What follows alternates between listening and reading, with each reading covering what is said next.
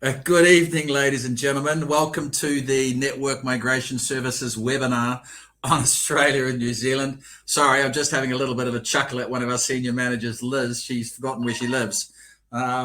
Yes, and she's just telling me, oh no, somebody else is sending me a message. Anyway, welcome to the Network Migrations webinar. First one of the year. Happy New Year to you all. I hope you had a safe festive season and were able to do the sorts of things that the last 2.5 years haven't allowed us to do, or nearly 3 years now. And if I switch a couple of these things off, you'll notice that, where are we there? Hold on. That I'm sitting in the dark. Welcome to Africa. I'm actually in my office. We do have an inverter in the office. So I'm not running the lights. I don't want to blow the inverter up. I want to be able to do the webinar, of course, to the length tonight, which will be about 40 minutes. But those of you who don't live in South Africa or Africa possibly don't understand what load shedding is. Well, that basically means that Eskom, our power giant, switches the power off in huge parts of the country for between 1 to 4 to 6 hours. And we're in stage 6 load shedding at the moment. So we're dark all over the place. In fact, I cannot see a light outside, bar the distance. Anyway, so the word, I think the Afrikaans terminology is hotful, with, of course, this load shedding that's been going on, but it is what it is, and we need to put up with it and or not. So one of the reasons, of course, that we're here tonight is, of course, to discuss your options, of course, regarding moving to Australia and New Zealand. We've got about 236 people booked with us tonight. We're up to about 80 already. Excuse me, it's jumping really quickly. Just to introduce myself and get the basic formalities out of the way, my name is Andrew Kerr. I'm a licensed immigration advisor for both Australia and New Zealand.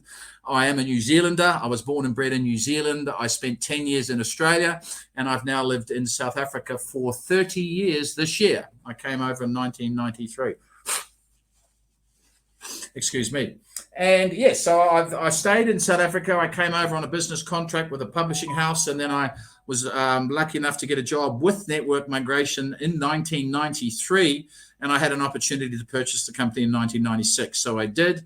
So I've stayed in South Africa all this time. I'm blessed with 2 children and my lovely partner, Rose. 3 children, actually, sorry, and my lovely partner, Rose. I'm an immigration consultant. I'm also blessed with an outstanding group of people that work for the company. We've got about 23 team members, 3 in New Zealand, 1 in the UK, 1 in Zimbabwe, 1 in East London, and everybody else is based in our offices here in Johannesburg. Bar 1 or 2, of course, that work remotely every now and then. And one thing that load shedding, of course, did do, and COVID did, was, of course, not load shedding, COVID, was it taught companies how to use technology a lot more, including us. Hence the fact that Liz is not in our Ballito office anymore. 3 of our Ballito team have immigrated. That would have left 2 team members down there. Liz moved to Johannesburg and was doing that anyway. So I didn't need to be spending the sort of money we spent on an office in Ballito when our lease came up last year. So a lot of the work we do is clearly face-to-face. For those of you living in our regions, in Johannesburg, etc., we can do a lot of face-to-face consults, but we also do a lot of Zoom, Google Meet, and Skype, and of course, Teams meetings. Ruan, earlier, thank you, Liz, for joining us tonight, by the way. Liz is our HR manager and also becoming a licensed advisor in the next couple of years. Thank you, Ruan, as always, for introducing everybody. Hi, Chris, for organising tonight, as you always do. We're going to knock this over in 45 minutes, guys, in case we lose power. I'm going to get really quite quickly to the point. If you do want to, Devapan, the same with you. If you do want to have a meeting with me, some of you are clients that are listening to me, so I can bring you up to date with proposed changes or changes that have happened. If you do have any questions, please type them into the chat room. If it's a non-related immigration question, then Liz or Ruan can answer it, etc. Or they may be saying to you, please send us your CVs, etc. Because I'm the one, of course, being the fully licensed advisor that has to give the migration advice. Liz can give all the advice in the world on finding jobs and this and that, etc., etc. But at the moment, while she's not provisionally licensed, she's not allowed to give that type of advice. It's got to come from me. So just put your questions in the chat room. I'll have a 5-minute session at the end where I do have a look at the questions and answer some of them. But quite frankly, if you do want to see me, all the information I'm going to give you, ladies and gentlemen, is free. Okay, I'm a very direct talker. Those of you who are dealing with me know that. We don't flower this up. We don't pull any punches. This is your life we're mucking around with here. We take that extremely seriously as an agency and as individuals. And we get some lovely, lovely messages from our clients, telling us that, thanking us for the support that we give them. We're not the what we call the bare minimum agency at all. We're quite literally the one-stop shop. Hence, on the left here, I'm not going to go into them too deeply, but some of our service partners, our relocation division is run by Rose Nightingale. Rose is actually in the UK at the moment. She's not on leave, she's working.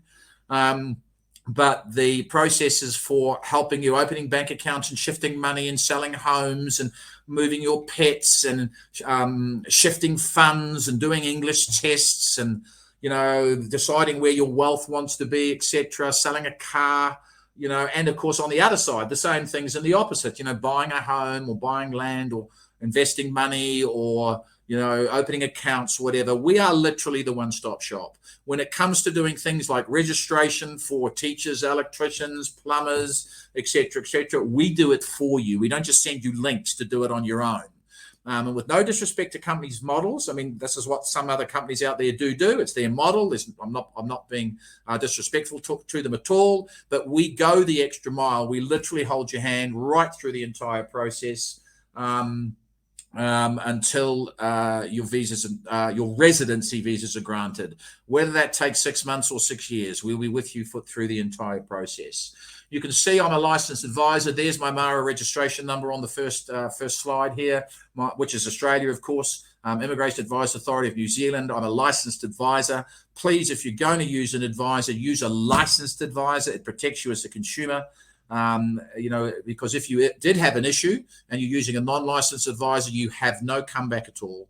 Whereas if you do have an issue, and thankfully we've only had one or two in my entire 30 years, but if you do have an issue and they're not licensed, you can't challenge anybody. But if they are licensed and they don't do anything about it, if there's a mistake made or something's done on your file or application that's not quite kosher, then, you can literally report us.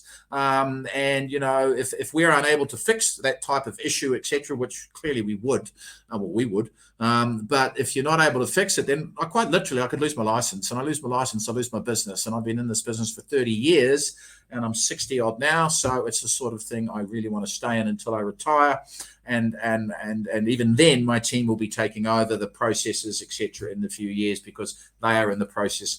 3 or 4 of them are getting licensed as we speak. Okay, so if you want to be assessed and you haven't already been assessed, please just email your CV to me and the basic structures of your family. Hi, Andrew, I'm 34, my wife's 32, and I have 2 young children.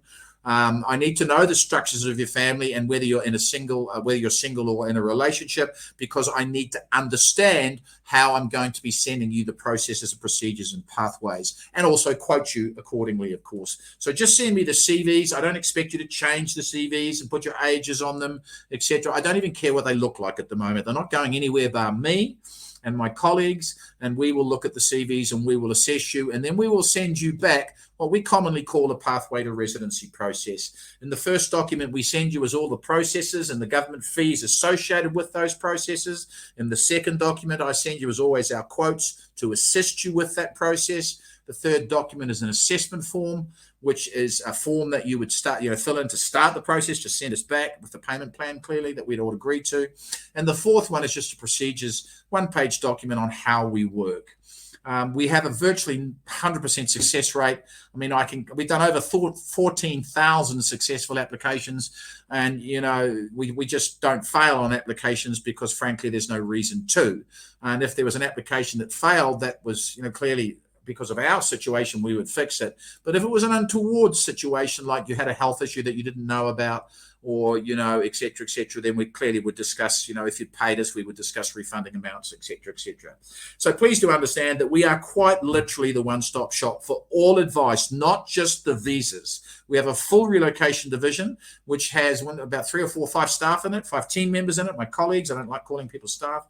And they are there to assist you with all of the other stuff, as I mentioned earlier, like the accounts and meeting at airports and, and pets and furniture and, Peter and his team in New Zealand. They're all South Africans, by the way, Peter, Michelle and Judy. They will, give you relocation packs and meet you on arrival and help you with everything from, KiwiSaver through to, of course, where's the best place to buy a car. So, as I said, we're up to 246 now. And half the country won't be listening to me tonight, of course, because you're load shedding. But Ruan has already told one of the colleagues here, one of the people that are logged into the webinar, that we will be sending this webinar out to everybody tomorrow. Everybody will receive the full email, the link that they can actually listen to the webinar. I'm going to do Australia first. I'm going to jump into that quite quickly. It's quite quick. And then I'm going to talk about New Zealand. And then, of course, as I said, if you've got any questions, excuse me. Hi, Judy. Oh, my gosh, Judy, you're up nice and early. Good morning to Judy. Judy, welcome to you. Judy is one of our senior members in our New Zealand office based in Auckland. I hope I've said hi to all of you. Tia Marie. Tia Marie's also there. Hi, Tia Marie. Tia Marie is one of our senior managers or senior consultants. She is one of my right-hand people when it comes to case preparation. She's also becoming a licensed advisor. So welcome to you also, Tia Marie. Right, guys, let's just jump into the slides and let me just waffle on and talk about, how it works. I don't mean I'm going to waffle, but anyway. So let's get into here. This is, I didn't do that very well, did I? No, I don't know. There we are. Okay, so let's just do that one. Okay, about network. We've been around for a long time, 30 years. We're licensed, etc. I'm going to do Australia, then I'm going to do New Zealand. We're going to talk about relocation and partners, etc. We've already done that really, and then questions and answers at the end. That's me a couple of years ago, still looking relatively the same. Australia's a beautiful country, ladies and gentlemen. You know that. I mean, those of you who have been there love it. It's huge. It's one of the biggest countries in the world, landmass-wise. It's got some amazing cities, and they're all very diverse. Adelaide and Melbourne and Perth and Darwin and Sydney and, Canberra, etc. I mean, there's lots of diverse states and territories, and there's 8 of them, territories in Australia. So let's just jump into it. I'm going to go through. Very pretty pictures. Have a look at those. Let's just jump on. Right. So tonight I'm going to be concentrating on skilled migrant. Now, clearly, there's not a visa on the planet we cannot do, be it student, be it family, be it business, be it work, be it investor, be it partner or spousal, be it, it doesn't matter. I mean, there's not a visa that we cannot do for you. Clearly, we have the structures to be able to do any type of visa. But clearly, I don't know whether you're married to an Australian or falling, for a Kiwi, or you're a mother of a New Zealand citizen or whatever. I don't know that in a webinar. So those types of things, please just email me separately. If you're not going in based on your CV, just email me your scenario. Hi, Andrew. I'm 58 years old. My son and daughter have been in New Zealand now for 4 years, and I want to go and join them. Blah blah blah blah. Okay, so that's the sort of thing that you'd need to email me if you're not going through on skilled migrant. Tonight, I'm going to be talking about skilled migrant for both countries, which in Australia is mostly, of course, based on a points test. So let's just jump straight into it. I want you to take a screenshot of this particular slide, please. There's one more after this that I also want you to take a screenshot of. So I'm just going to give you a few seconds that just while you take a photo on your phone if you have to, but if you're on a laptop, clearly just take a screenshot. But Australia, gosh, even yesterday we had 4 or 5 selections. Since COVID, pre-COVID, Australia pretty much wasn't selecting anyone. It was really difficult to get into Australia. You needed to score like 85s, 90s, etc., etc. You could lodge on 65, but you just weren't being selected on 65.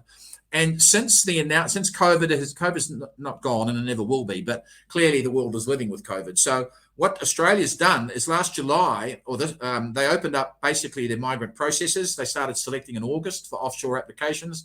And when it comes to the main skills list, in other words, the medium and long-term strategic skills shortage list, Australia selects every 12 weeks. And in fact, the next selection is tonight.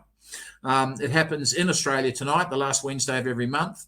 And we will know in about 10 to 14 days what federal has selected. In other words, Department of Home Affairs.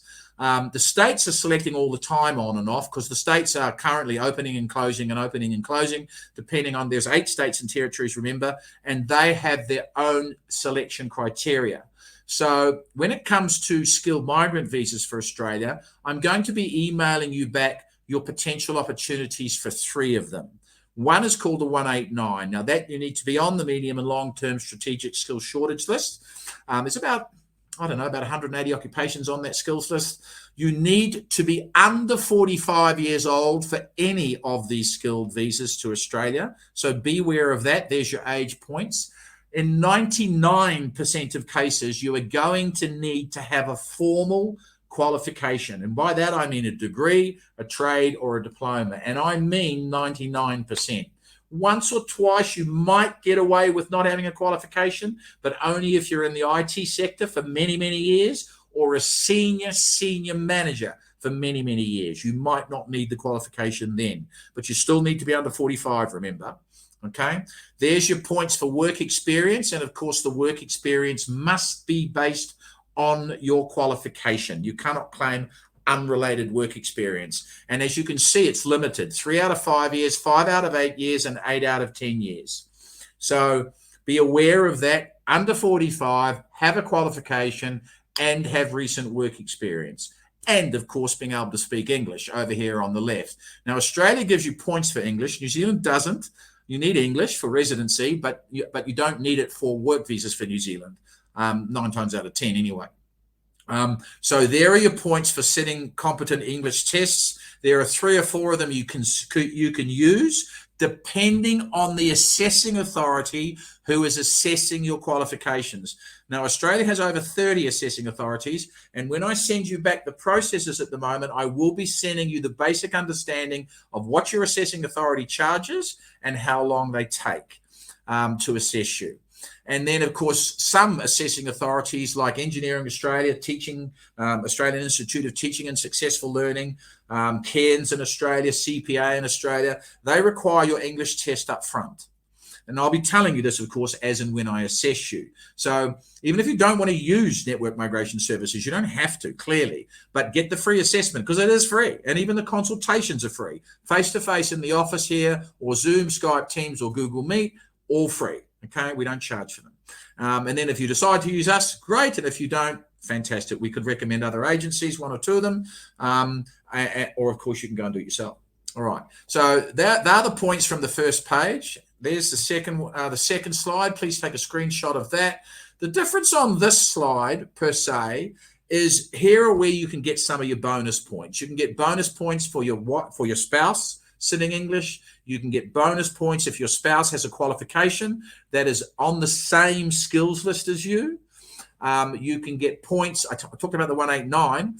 You can get points extra for a 190, which is a state-nominated visa where you'll get 5 extra points. And on a state-nominated visa, you sign a declaration that says you're happy to live and work in the sponsoring state for a period of 2 years. It's still permanent residency. You still get free schooling. You still get free healthcare, but you're sponsored into a particular state. And then you'll get 15 bonus points on a 491. Now, 491 is a brand new visa. It came out in November 2019. Which was just before COVID, of course, and you get 15 bonus points for a 491. It is issued to you for 5 years. In that 5 years, you must enter Australia within the first year, and for the following 3 years, you must work, of course, in any regional area except, well, basically it's any area in Australia except Sydney City, Melbourne City, Brisbane, and the Gold Coast. They are the 4 areas you can't work in on a 491. You can work anywhere else in Australia on a 491. So even if you're sponsored in to West Australia on a 491, you could live anywhere in South Australia on a 491 without breaching any visa conditions, etc., etc. So there are quite a few ways to add up to your 65 points plus. Clearly, the more points you've got, the better. However, we're noticing some occupations are being selected on 65 at the moment. Some on 70, some on 75, some on 80s, etc. So send me the CVs as soon as you can, because frankly, if you're going to immigrate to either of these countries, and you're sitting on the fence or you're just about to make that final decision to go, I would be saying go, just go, just. And if you're listening to me from somewhere else in the world, you've clearly got different issues. And I'm not going to talk political issues here, but come on, guys, shit. I mean, load shedding now has been going on for 14 years or 13 years. Anyway, it's been a long time.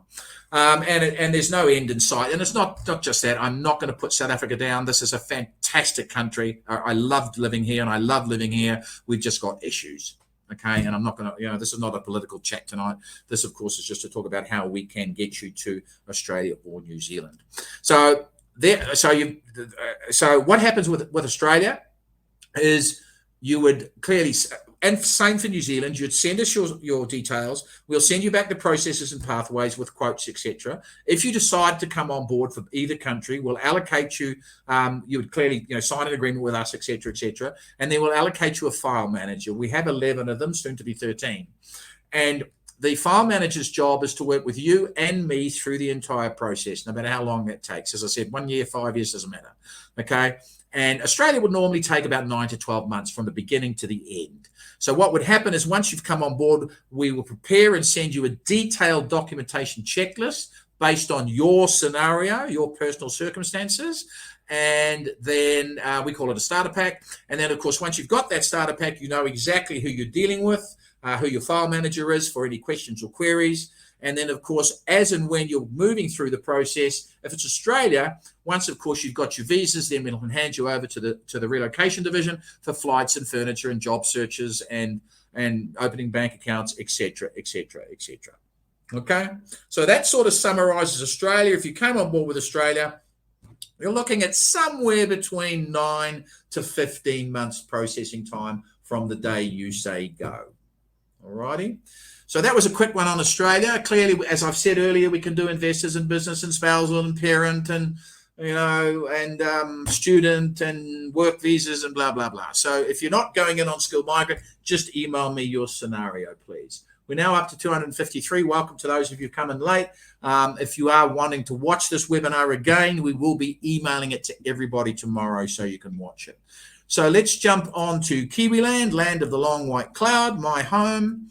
And I still call it my home. I'm still an All Black supporter. Good luck in the World Cup this year, everyone. I do think South Africa's got an extremely good chance of winning it again.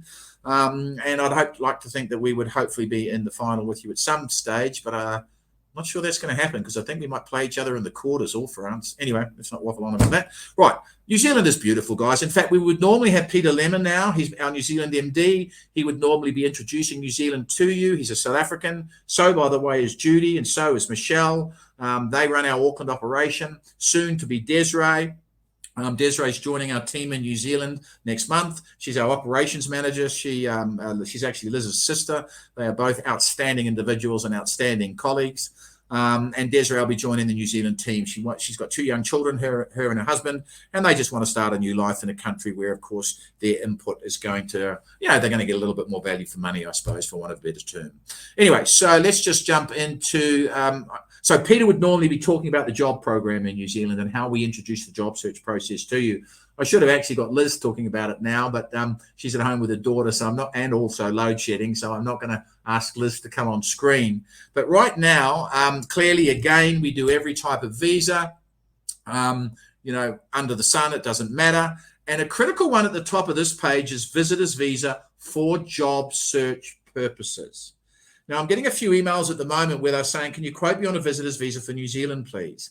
And I'm emailing straight back and saying, no problem, but what's your reason for going? If it's a genuine holiday, pretty straightforward. But if you're going over to job search, you need to tell immigration what you're doing. And therefore, your application for the visitor's visa is a lot more intense and more documentation required as opposed to you just going over for a holiday. So be careful with job search visas, visitors visas for job search purposes.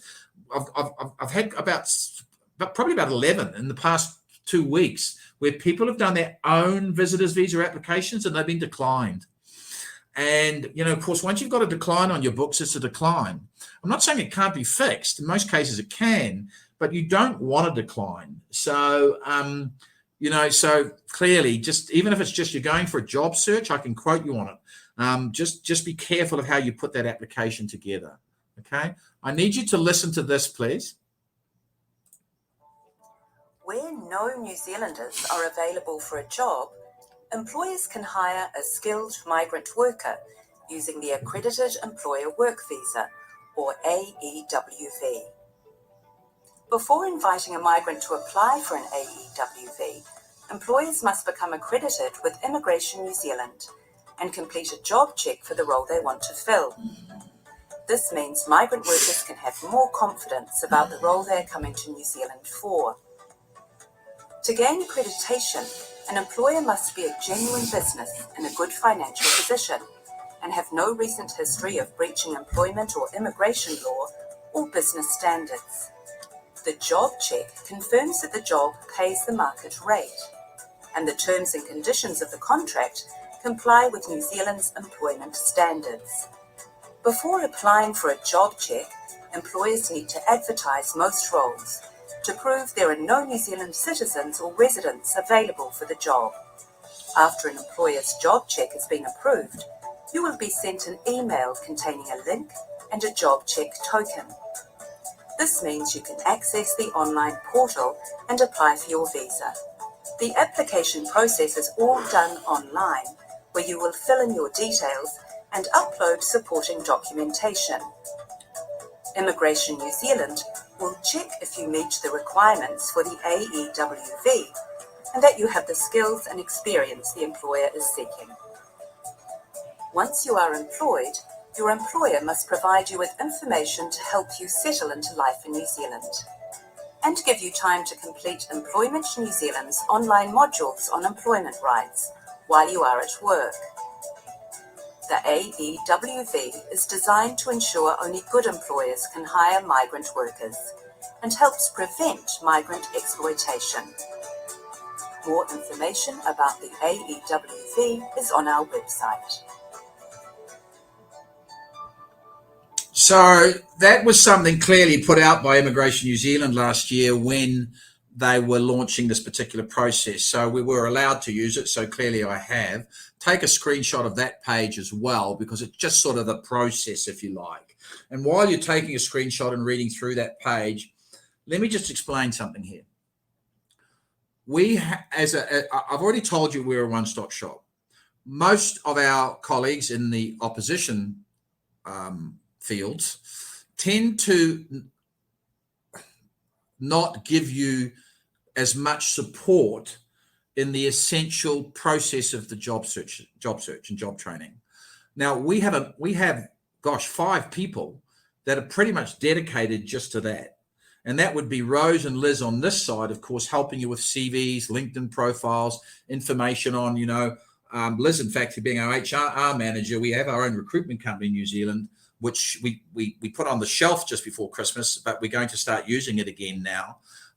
But we've got some fantastic relationships with not only with industry sectors and companies, but also recruiters over there, especially in the last sort of 9 months since March last year, because New Zealand opened the borders they only opened the borders in August, but they opened the borders in March, on March the 14th last year, for anybody earning $84,000 and above.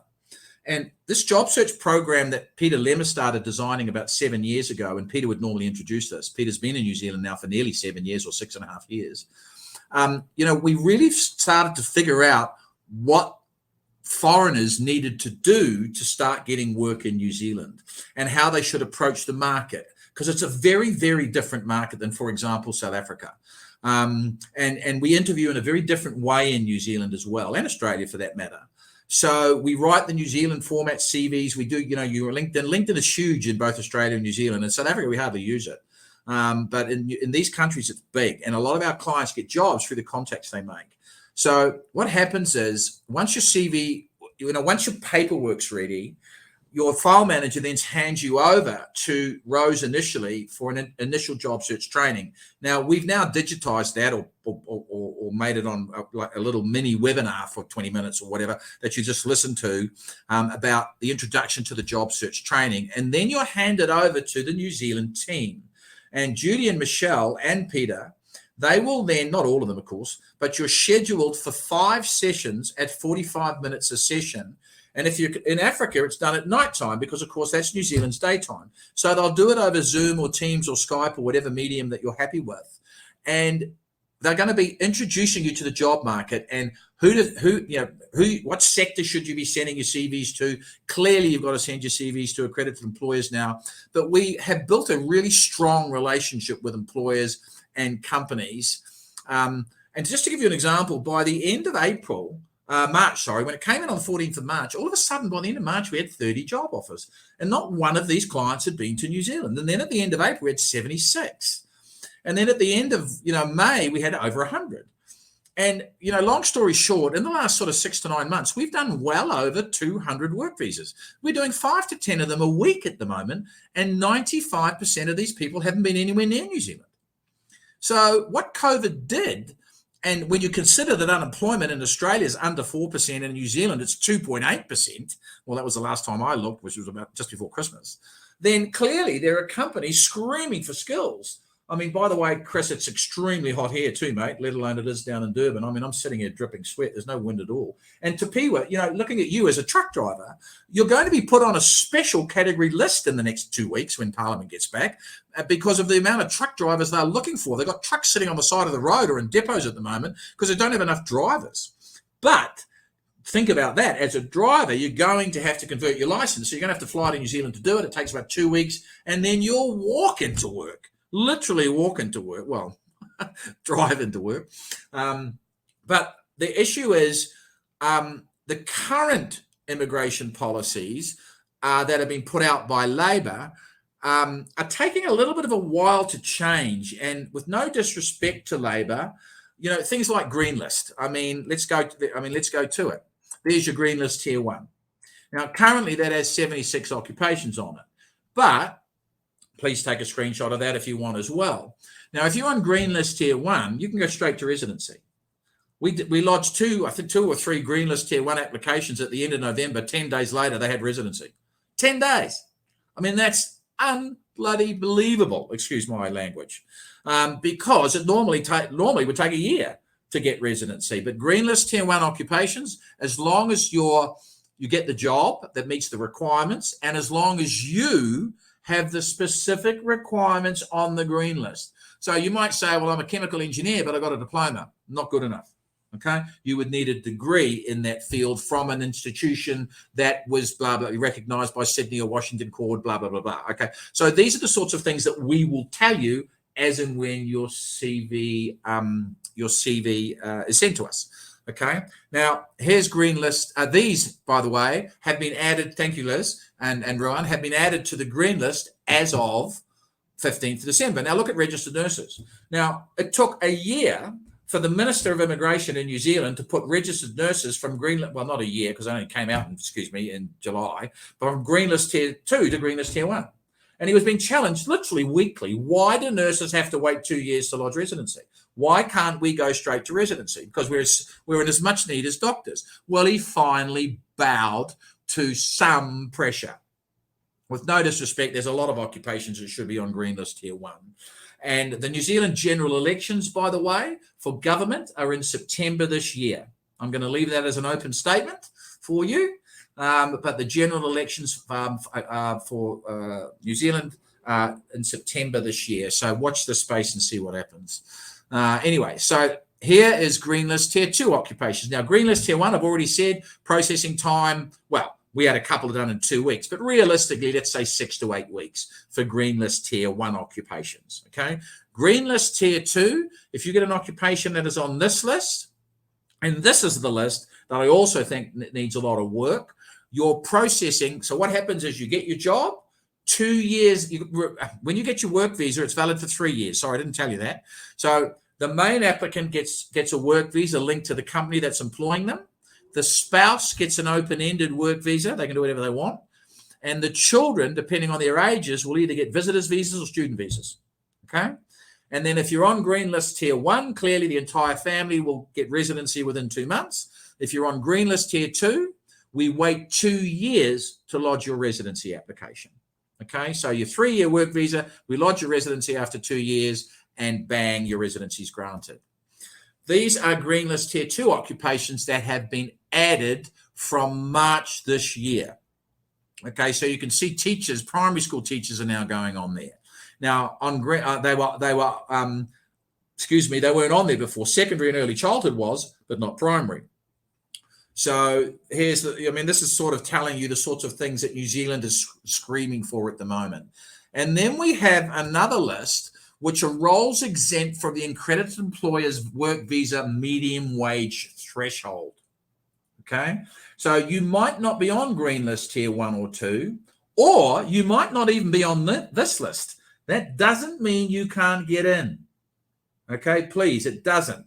I had an email last week saying, I'm not on any of the green lists. I'm crying. I can't get in. That's not true. She can get in. I think she was an insurance agent. She can get in providing she got a job in her field. So I'm hoping you've taken screenshots of all these pages, because I'm not going to talk about this one too much. But on this one, you're granted a 2-year visa with a 12-year stand down period, which frankly is insane. But anyway, it means that if you haven't found a job at a higher income, $29.66 an hour, which I'm just about to show you, then after 2 years, if you're still on this lower income on these occupations, you've got to leave the country for a year, which is insane. But these are the current rules and regulations. For this occupation, only if you're earning less than the minimum wage required, which is going up next month to $29.66 an hour. So before I go through the points, I'm just going to skip this. And I actually should have reversed these, Ron. I should have asked you to reverse them today. So you get a job offer. Remember, we're just talking about skilled migrant today. We're not talking about other visas. We're talking about work visa going through to skilled migrant. Okay, so you get a job offer. Currently, for 1 more month, you can get a job offer at $27.76 an hour. So frankly, guys, unless you're already in New Zealand listening to me, can this one. Let's just go straight to the next one. All right, because as of the 27th of February, there it is, the minimum wage required for you to be granted the full 3-year work visa from occupation ANSCOs 1 to 3. ANSCO stands for the Australian New Zealand Standard Classification of your occupation, is $29.66 an hour, which is rounded up. Let's round it up to $62,000 a year. So if you're getting $62,000 a year or over, and you're an occupational code 1, 2, or 3, you will have an automatic residency pathway, either from green list tier 1, green list tier 2, or points test. As of today, this is launched today. I don't think it'll start. I can't really say that in an open forum. I'm surprised it's 180. It was 160. Okay. And what I'm finding, and my colleagues are finding, is try and get a qualified youngster or a more mature person over 40 into Auckland at the moment. Okay. So what this has done, this 180, is I can still get you in, but a lot of cases you won't be working in Auckland. A lot of people don't want to work in Auckland, but my point is, because of the required points have been jumped up 20 points, then you might need to be looking out of Auckland as opposed to Auckland. And in the old days, I could pretty much get anybody into Auckland. When I say the old days, anybody from yesterday on or backwards. But from now, a good 70% of you, I'm saying to you in my pathways, you need to get a job out of Auckland, which is not a problem. There's 5.5 million people in New Zealand. It's just that a quarter of the population is in Auckland, one city, which means a quarter of your jobs are going to come out of Auckland. All right. So my argument still is, I do believe this could be adjusted. I do underline the word could, because I'm not the Minister of Immigration. But with an election year coming, as I said earlier, let's watch the space. Anyway, it's currently sitting at 180. Hopefully you've taken a screenshot of this page. There's the points you get for qualifications. Now, the other thing about New Zealand is I mentioned earlier, when you're coming to Australia, 99% of the time you need a qualification. Well, for New Zealand, you don't. Yes, of course, if you've got a qualification that is accessible, you're going to get 40, 50 or 70 points. Yay. That clearly helps you towards 180. Here are your points for age, by the way. And as you'll notice, the cutoff age for New Zealand residency is 56, not 45. So for those of you who are over 45 listening to me tonight and you were thinking about Australia, go to New Zealand. Okay, by the way, once you've become a New Zealand citizen and hold a New Zealand passport, you can go live in Australia anyway. Okay, so I was talking about points. If you don't have a qualification and you have an occupation which is deemed an occupational skill level 1, then you need 5 years relevant work experience in order to substitute for the qualification in most cases. Okay, it's not all the time, but in 95% of cases, that instead of having the degree, for example, you've got 5 years. If you have an occupational skill level 2 or 3, or 4, then you need, well, 2 or 3 mainly at this stage, you need 3 years work experience to substitute for the qualification. Now, you might have them both, and that means that you can claim, work experience points here, okay, and your qualification. But let's say you're a youngster and you're a motor mechanic, but you've been working as a motor mechanic now for 6 years, but you never did an apprenticeship or you never did a trade test. As long as you get a job offer as a motor mechanic in New Zealand, because an ANSCO skill level 3 at $29.66 an hour or more, then you will be granted a 3-year work visa. But when it comes to residency, you were saying, well, I can claim 6 years for work experience. No, you can't. Because immigration are taking 3 years away from you to deem you qualified, you clearly, 3 years from 6 is 3, means you could only claim 10 points. Now, I will be, when I assess you, I'll be putting this in the assessment pathway, I tell you. And clearly, when I have a consultation with you, we can run through those little points, etc., etc. But as you can see here, there's the points for work experience up to 50 points for 2, 4, 6, 8, and 10 years. And that is work experience in New Zealand. That's not work experience here. That's not true. That is work experience here that you can prove, okay? You'll get 10 bonus points for work experience in New Zealand once you get there, okay? If your occupation or your job offers in an area of absolute skill shortage, there's the points for that. There's the points for your job offer in Auckland, 50. Outside of Auckland, you can add 30 points for it. Again, 10 extra points if it's an area of absolute skill shortage. If you're making above the medium salary, high salary threshold, which is currently 115.4, it's jumping to 123 on the 27th of February, you'll get 20 bonus points. So there's your points for New Zealand on that page and that page. And it's really not that difficult once you're in New Zealand to add up to 180 points, especially if you're out of Auckland.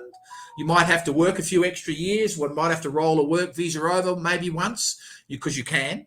And it clearly will depend on, what happens with the September elections as to, points adjustments or other pathways being talked about, et cetera, et cetera. And clearly just keep watching me every month or every 3 weeks we do these webinars. But now you're on the mailing list, by the way, you'll get general mails from us, et cetera, explaining all of these processes. So you can be in New Zealand fast. You might have a job offer today. The job offer clearly has to be from an accredited employer. You know that. And as long as the job offer meets the salary requirements here, there, you're in. You're in, okay? Now, when I say you're in, what happens is, as you saw on that little speech that the lady did from INZ, we work with the employers. We do at no charge. We won't charge them a dime. They might even want us to do their accredited employer process. Well, if we do that, we'll charge them, clearly. We've got a few people getting job offers with non-accredited employers at the moment, and the employer still wants them, so we will help the company become accredited. If the company's already accredited and they want us to do the job check for them, we'll do that as well. We charge them a nominal fee to do that for them. So our job as employed by you, our clients, and you're the team captains here, we work for you. You're the ship captain, we work for you. We're the sailors. So clearly we'll be the rudder. We'll be telling you what to do, when to do it, how to do it, etc., etc. Sorry, that's just Ruin told me. No problem, Ruin. Thanks, man. His inverter just died, as most of the people are. So let me just try and finish this as quickly as I can, which I'm nearly done, by the way. Excuse me. So our job is to get you in and work with you until you're a resident. Whether that takes 1 year, 2 years, 3 years, or 5 years, we will do that. Whatever we have to work with the employer, we will do that. You have paid us. You've engaged our services. Our job is to assist you with the process of getting you over to New Zealand and Australia. And without being obnoxious, guys, we're really, really good at it. And the only reason we're really, really good at it is 2 major reasons as far as I'm concerned. We care deeply about you as individuals. This is not, you're not buying a car or a piece of furniture here. This is your life we're mucking around with here. We take that, as I said, extremely seriously. And 2, we are not the bare minimum. We've decided as an agency, and we've done this for the last 30 years, if a client needs help in that area, help them. If a client needs, I talked to one of my clients in New Zealand this morning who's having a few issues with his employer. He's unhappy. So he sent me a lovely message about an hour ago, clearly when he woke up, just saying, thank you so much for contacting me. You've gone, that extra mile and blah, blah, blah, blah. That's what we like to think we do. You're not a piece of paper to us. You're not just a number. All of you are different. Some of you are going to breeze through this and need very little help. Some of you will need help from the get-go, from A to Z. That's okay. Everybody's different. And that's why we're here, is to help you guys. Okay, so let me just, before we close off tonight, let's just see if, I don't know, Liz, if you're listening to me, but is there any questions I haven't answered? Let's just go in here. I've answered these ones earlier today. 2 to 4 years, blah, blah, blah, blah. Right. This is from, I'm not sure who this is from. If I'm the main applicant for an accredited employer's work visa, receive a job, a token, would there be terms placed on the work visa which forces the applicant to stay with the company that they used originally to apply for the said visa? And can one change employer during the 3-year period? What are the rules? Okay, it's a very good question, actually. If you very like my gentleman this morning, he's unhappy with his job. Yesterday, he's unhappy with his employer. They're not getting on. So what happens is, let's say you lose your job in New Zealand, we could automatically get you a 3-month visitor's visa. We literally just convert it over. INZ normally does it automatically to allow you to find work. But you can't just go, while you're on your accredited employer's work visa, you can't just go and change a job. You've got to reapply for the new job. It's normally called a variation. If it's in the same area, the same type of job, it's really cheap. We charge $200 to do it. Immigration charges $190 to do it. So for $400, we can change it. We can change jobs. But you cannot change in that initial period unless you've got the proved new visa granted. So be careful there. So clearly, if you're in New Zealand, just drop me an email, or you drop Des an email, because she'll be on shore next month, and just say, listen, we've got a bit of an issue. Can we have a discussion? And then we can discuss it with you and make a plan around changing it. Okay. My wife is an enrolled nurse. I'm a train driver. What are our chances? Just send us a CV, guys. Train drivers, not so much. We did a few of them a few years ago, but certainly nurses are in big demand, but she's going to have to do the registration requirements. I'm a police officer in South Africa, 7 years, but no qualifications. What type of I think that was for Kabendran. I think that's from you. You're going to need to get a job in security. Unfortunately, you could work for the police department as an advisor or an administrator, but you can't be a policeman until you become a resident.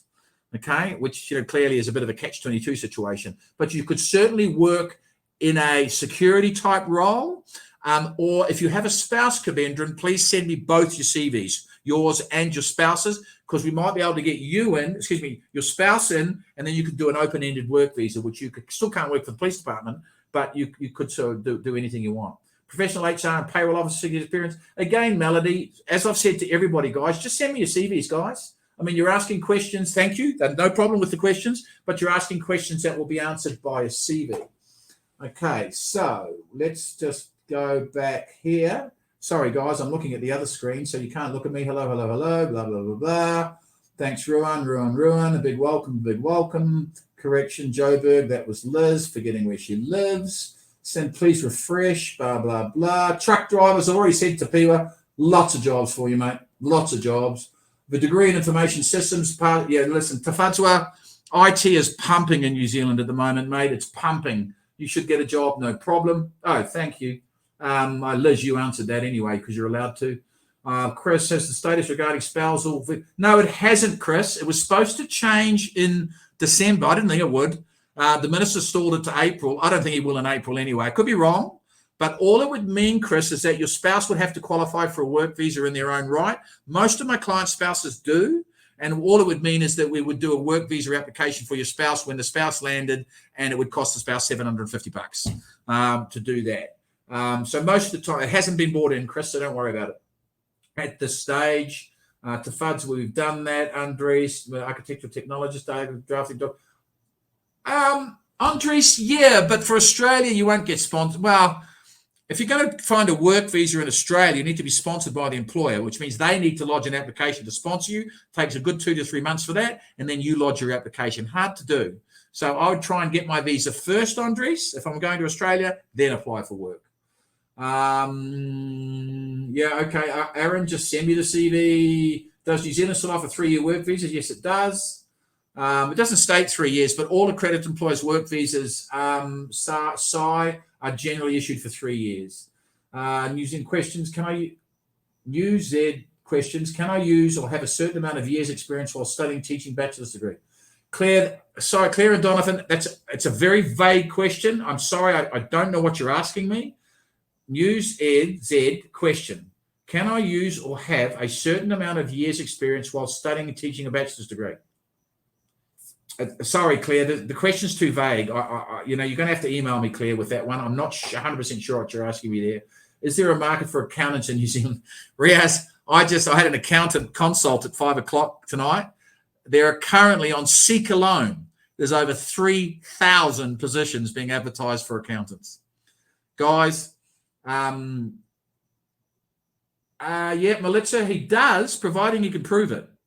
So if he can prove his self-employment by way of, I'd need to know what he's self-employed in, and then I can give you a call. I mean, if you contact me tomorrow, perfect. Oh, thanks, Claire. And Donovan, thank you for that. So Claire, Melissa, I need to chat to you just to advise you on that. So not on the forum, of course, but just email me tomorrow and give me your contact number and I'll give you a call and run you through it. Right, guys, what about pilots? Marlo, pilots, yes, believe it or not, but you've got to do the civil aviation conversion, and you can't do it here. You've got to fly over there to do it. So again, just send me your CV and I can send you the processes and procedures. You are on the skills list as a pilot, believe it or not. Anyway, so guys, we're 9 minutes to 9. We're now on 4 years. Hold on, Claire's just answered me something. Liz is... For Claire, the answer is no, she cannot use work experience. Oh, thank you, Liz. Is that what Claire was asking? No, Claire, you can't be a teacher and just use work experience. There might be 1 or 2 circumstances you could do that if you went to a private school. But again, we can speak tomorrow on that. Right, okay. Hi, Andrew. With which country better market for aircraft engineers? Anesu, Australia, you're on the list. New Zealand, you're on the list. It just depends on Australia, you'd get the visa up front, but New Zealand, you'd need a job offer. So if it was me and I was an aircraft engineer, I'd probably choose Australia. Oh, hairdressers, young, no problem at all. God, mate, or ma'am, they are getting jobs left, right, and centre at the moment. And Liz has just explained to me, Claire, you're quite right, Liz. Thank you very, very much. You could go as a teacher's aide over there while you were doing your degree. So again, we can talk about that once you send me the CV. But Jan, I think it is. You're in huge demand. So just again, send me the CVs. So guys, as I said, all the interaction here is free. All right. Use the knowledge we've got as an agency. Use the knowledge myself and my colleagues have as individuals. Have been in this business. I've been in it for 29 years. Most of my team have been in it for well over 5, 6, 7, 8, 9, 10 years. We've got a lot of knowledge. Use it. Whether you use network or not is completely your choice. And we would wish you all the very, very best after a consult with us, whether you use us or not. So I'm going to finish. Thanks, Janice. I'm going to finish now. And remember, email me your CVs, email me your questions. If you want to have an appointment to discuss anything, I consult Mondays to Saturdays, Saturdays half days, of course, and Mondays to Fridays, normally 9 to 5. So thank you very, very much. Thank you, everybody. Tia Marie, thank you, Ruan. Thank you, Liz, for all your support, as always. Thank you, Judy, for taking the time to log on this morning. Much, much appreciated. Thank you, John. I hope Namibia is not raining as much as it was earlier. But listen, guys, thanks so much. Have a fantastic evening. Stay safe wherever you are. And please be assured, if you do engage in the services of Network Migration Services, we look forward to taking this journey with you. Thank you so much, everybody. Have a great evening.